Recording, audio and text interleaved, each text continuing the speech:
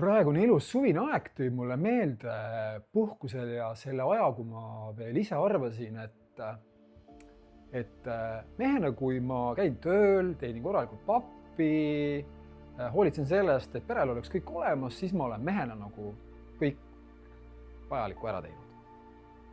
Alguses, kui sa oled nagu armunud oma suhtes, väga paljusid selliseid ühiseid asju veel ei ole välja kujunenud elus, siis polegi nagu probleeme.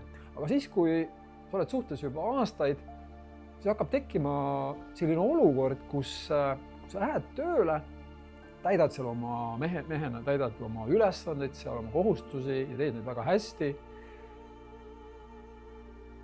Ja pärast tööpäeva või tööaega tuled koju, siis sa ei oska nagu välja lülitada. Sa võtad oma selle töö ja selle pinge koju kaasa. Naine samal ajal ootab sind süda avatud koju, tahab suga südamest koos asju teha ja jagada. Sina oled oma tegevuste ja mõtetega töö juures, täiesti erinevad energiat ja tegelikult on väga kerge tulema tüli. Naine ootab sind koju, lapsed ootavad sind koju. Naine tahaks, et sa oleksid temaga, veedaksid aega, saaksid koos olla, saaksid rääkida.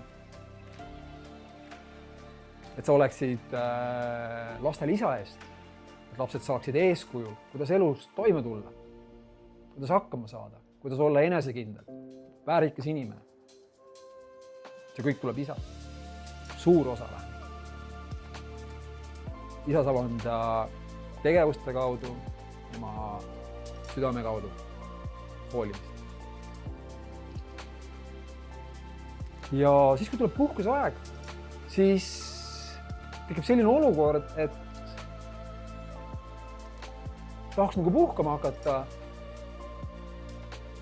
Töö on vahelt ära läinud. Siis tekib nagu olukord, kus tegelikult nagu tunned ennast valesti. Ja ei oskagi ühel hetkel enam koos midagi teha.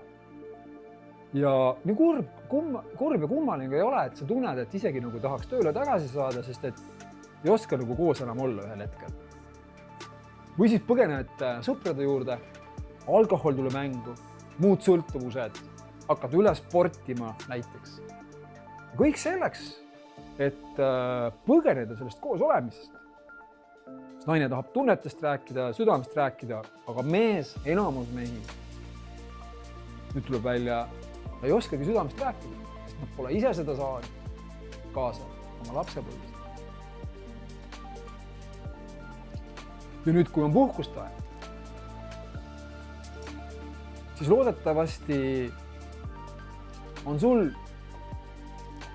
aega teineteise jaoks olla olemises, võtta aega ja suhelda omavahel südamest südamesse. Sa võiksid jagada, kuidas sul on see puhkuse aeg või on ka puhkus, mitte päris puhkus, vaid põgened sellest koos olemisest. Kui julged, jaga siin.